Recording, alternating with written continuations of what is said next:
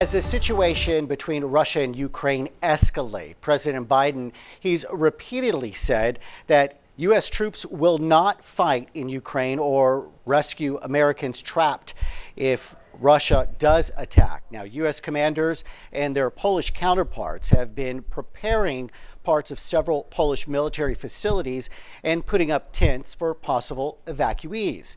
Now, many of the nearly 5,000 troops from the 82nd Airborne Division arrived in Poland last week, and they're working with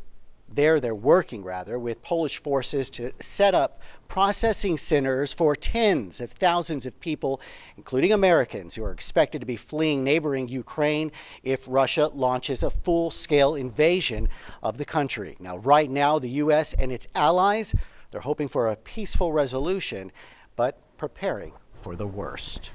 Peace, peace, peace. Some of us just don't understand why peace can't be achieved when it comes to this situation. To break it down for us, we're going to bring in Dr. Nirmal Goswami, political science professor for Texas A&M University, Kingsville. Dr. Goswami, thank you so much for joining us live this morning. Let's get down to first the core issue in this Russia-Ukraine conflict. Yes, good morning. Thank you for having me over. The core issue has been there for a long time. The core issue is Russia doesn't want NATO expanding to its borders, and NATO is committed to possibly admitting Ukraine to becoming a member of NATO, and that's the core conflict. President Putin does not want NATO forces on Russia's border, and that issue is not new. This latest conflict is. So the core issue hasn't changed for a long time, and it has been there ever since NATO's expansion plans became publicly known. And Dr. Goswami, Paulo Salazar here, thank you for joining us. What's the impact of the conflict on our country here at home?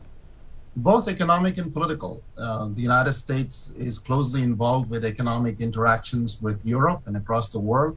So anytime there is a major conflict, there will be disruptions in the economic life of Western Europe particularly, and that will impact the United States because we have very strong trade relationships with those countries.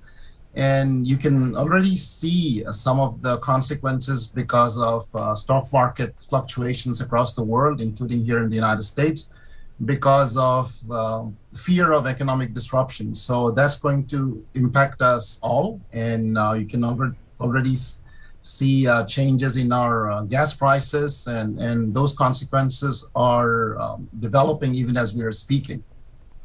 Dr. Goswami, once again, you're a political science professor there at Texas A&M University, Kingsville. I know you've been keeping a close eye on this situation. How have you been discussing this with your students and integrating it there in the classroom?